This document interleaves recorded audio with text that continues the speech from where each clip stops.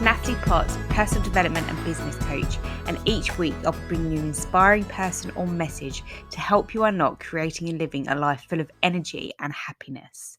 So let's begin.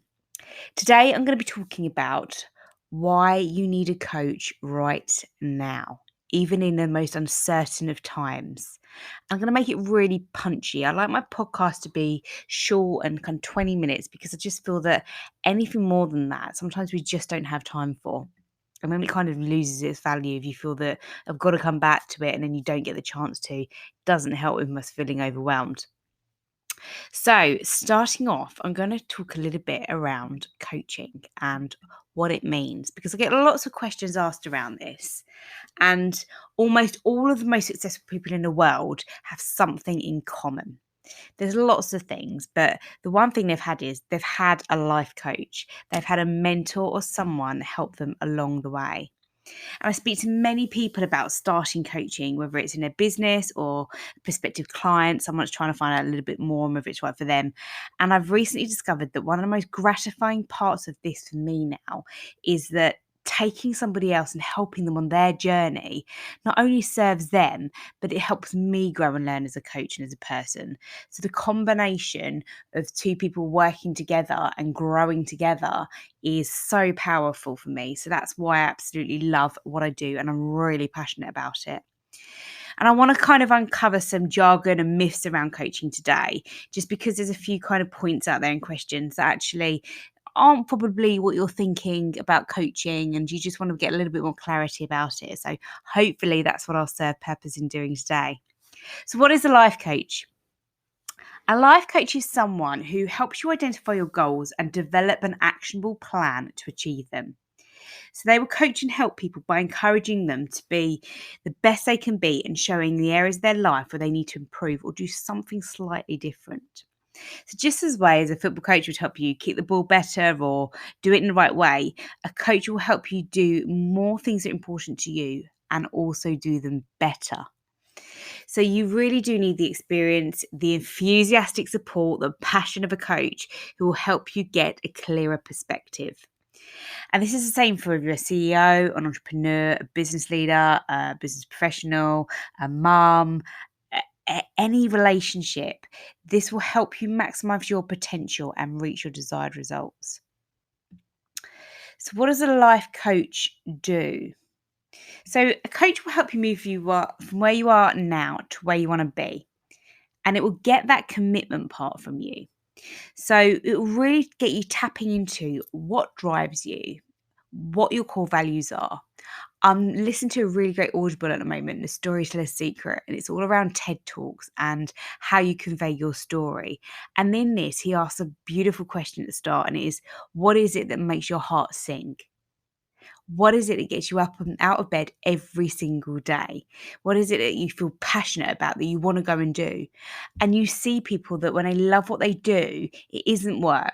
They say they're doing these things because they love it. So even me sitting here now at like really late in the evening, I absolutely love what I do. So for exploring and discovering your limited beliefs as well, those things that are holding you back, together you can then create a journey that you embark on. And it's about breaking down those steps.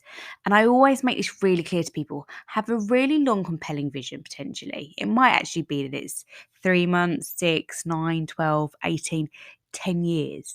Have those compelling visions of where you want to be, who you want to be, what you want to be doing when you're there, what that success feels like and looks like when you're that person at that moment in time. But then you have to really rein it back and you have to reverse engineer and you have to break down the steps. Because if we don't, we just procrastinate, we get overwhelmed, we allow all these self-doubts to come in and then we just don't move forward. So the power of coaching is about helping you see the power of accountability. And it's not just necessarily about personal professional development. It's about getting those seeds and it's about strengthening an array of areas in your life that you want to move forward. And I'm doing this big work at the moment as well on kind of the mind and body connection in my own development and really looking at what I eat, how I get up every day, how I show up in all areas of my life. and how I bring certain habits to every single area to help make sure that I maximize performance again in every area, and seeing whether I can almost draw all of them to be congruent.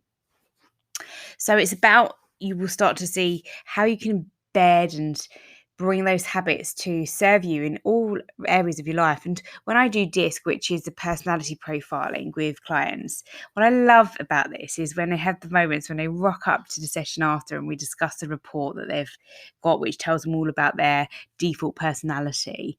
And they're like, I just took it to my partner and I was like, this is me, this is me, this is me. Or that they were just like that aha moment of, yeah, I do that, and laughing and things, and then saying, yeah, I do, I know I do that because my partner says about it, and yeah, it really annoys them. So what that then does is it allows us to think, that's great. Is this something we want to change, or do you want to continue it? It's, it's just, it's there. It's almost like feedback, but it doesn't necessarily mean you have to take anything from it. You might just be really happy with it. So we explore all of that, but I love the fact that it impacts not just their personal professional development, it's about all the relationships they have in their life. So life coaching is really distinct from giving advice, and has to be really clearly set that it isn't consulting, it isn't counselling, it isn't mentoring, and it's not therapy. So when you would hire a coach, you have to be really specific on what your personal goals are and the transition that you want to make. And the relationship between the two is that the coach will help the client to identify, clarify, and create that vision. Sometimes clients will rock up and they know exactly what they want to achieve. They know their goals, and that's absolutely great. There's no right or wrong here. It's just about the individual. And therefore, the more you then start to move them forward and get that accountability, get that commitment, you then get that increased productivity. So it will be the coach's expertise, and I'll bring a little bit of flavour to this and kind of meat on the bones to what I mean by expertise a little bit later on. But around looking at modifying the goals as required. So really defining, making sure they're smart, specific, measurable, achievable, realistic, that they have a time to them. No goal is a goal if it hasn't got a time. It's just a dream. And you've probably seen that in other quotes around. And they encourage self-discovery and growth. Really great study that I was looking into productivity was that training alone can increase productivity by 22.4%. But when you combine it with coaching, productivity is boosted by 88%. And then when I saw those figures, I just, they're staggering difference. So it's not just, the proof is in the evidence there. This is kind of scientific information that are taken and looking at how it works. So which coach is right for you? Because coaching is about you, and any coach that says any different to this, I would have to challenge whether they're potentially got the right expertise to give that title to themselves of being a coach. So it's a great question, and my answer to this is always that you have to be open and honest. And I'm really, really clear with clients at the start, or actually just prospective clients, when we jump on a discovery call, and it's just about seeing if we have that chemistry, talking to one another, hearing each other's voices is very, very different, and kind of do we get a rapport, and seeing if there's that chemistry. And I really am quite direct in terms of, I really want you to be honest with me. If you feel this connection isn't there, that's absolutely fine. And you have to have respect that I will do that back to you as well, because it will not serve us long term in building relationship. And that's absolutely fine. It isn't personal. We just need to identify that. But what I do have is a great network of people around me. I collaborate with a lot of coaches and amazingly qualified coaches that are very good at what they do, or great at what they do. And they have potentially slightly different expertise or skill set, slightly different to what I would. But I think actually that person might really resonate with that coach. And I'll just connect the two. So if it's you, I'll connect you with somebody who I might feel is more appropriate to the goals and where you're wanting to get to. That's absolutely fine. So looking more around personal life coaching, because I do personal and coaches do personal, and there's also business. There's lots of different types of coaching out there. But coaching in its rawest form is looking at someone's goals, overcoming the obstacles, the limiting beliefs, and seeing the opportunities, and then reframing these, and also uncovering those hidden assets. So what you'll sometimes notice is, and you might have had this experience yourself in coaching if you've had it, is that you have these aha moments and they're like light bulbs and you remember them and you note stuff down when you're working with when I'm working with my coach, I note a lot down. And I think that's really rewarding and it's really satisfying when you have those moments, those kind of, wow, I can see this more clearly. That makes sense. That's the way I need to go. Opposed to, I need to explore that a bit more. I'm really curious of what I'm thinking there. I don't quite have the answer yet, but I think that's something I need to take away and dig a little bit more into and think about. And again, that's great because it shows that somebody's really tapping into their thought process and uncovering what is even going to be even greater ideas for themselves. So this is then how they start to feel empowered. And when somebody feels empowered, they then get very committed, and this is this part of when you go through the grow model with coaching of the goals, where they're at now with the reality, looking at the options, and don't get caught up in options thinking, oh, I'm going to do them. They're just like brain dumping, thinking big. What could I do if I had the magic wand? If I had all of the money in the world? If I had all of the time in the world? What would my best friend say? What would my mum and dad say? What would my teacher say? Anybody, just thinking out loud and just getting these ideas down. And then you move into the part where it's that way forward, the will commitment part. How committed to you out of 10 are you to achieving this action right now? And if they're kind of that 7's very safe. So really just kind of going into detail of, you said you're a 6 there, so what's going to take you to a 7? Well, you said you're an 8 there, what's going to move you to a 9? Really kind of getting into the grit of the moving that needle slightly to really get a bit more action and commitment from them. And also have them kind of stepping out of their comfort zone is really important as well, because that's when greatness happens, is getting out of your comfort zone and doing the uncomfortable, stretching yourself. So that's when they can become empowered and then they get committed to the longer term vision. A business coach will probably be looking more around kind of an income or improving a process of decision making, implementing, and then executing.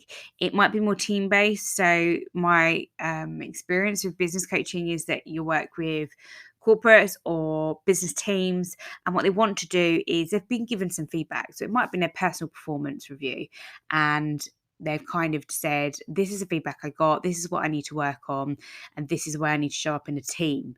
So it might be more team-based and individual, but you would break it down to be working with an individual for the business. So again, when you kind of have the confidentiality part and the agreement at the start with the client, you're very, very clear with, especially if it's the business that have brought you in, where you are kind of where that confidentiality lies, and the agreement between two of we will discuss things, and the actions that we have as an outcome will go back to be shared with your line management. Obviously, it might not be the case as well. So those kind of parameters are really, really clear at the start of the relationship. So you can almost see it's very different with, it's not just personal, but it can be personal within the business team. Or it could be just that you're going in and coaching a whole team. And it's around kind of how to work smarter, not harder, team management, conflict management, leadership, all of those types of areas. And examples may also be that you're kind of looking at leadership capability. That's a great one for coaching and becoming a better coach. So as I said earlier, sometimes we've got this kind of jargon out there and misconceptions of what coaching is. And that's fine, okay? But we do need to sometimes have that clarity. And there's some phrases out there that I hear quite a bit, like, anybody can be a life coach. Coaches don't need requiring any training. Well, I'm really sorry, but my opinion, and it's my opinion, so it doesn't mean I'm right, but that's very wrong. Great life coaches must possess a real blend of expertise and skilled delivery. So you will have had to go on courses and be accredited. So I worked a long time doing my coaching qualifications, and this will help serve you in your own merit by being able to back this up as a coach. And the power of coaching is that sometimes I'll see people saying, oh, I just coached, and I'll watch and just observe them, because for me, coaching is around listening. It's around drawing out also in a client what's not being said, looking at the body language, listening to the way they interpret questions, listening to their tone of voice, their pitch. It's much more than just me asking a question. It's much more than that. Another misconception is that coaching is like unlicensed therapy. And again, like, let's be really, really clear here. Life coaching is forward facing, so we don't tap into the past. We might draw upon it in terms of a question, what strengths could you employ from the past or served you really well that you could use now, in terms of getting to think of a positive and something that they did really, really well, it empowered them and they could draw upon it now to move them forward. But therapy focuses on the past and delves into past action. So in another way to put it, it's more analytical, whereas coaching is more action based. Coaches offer advice.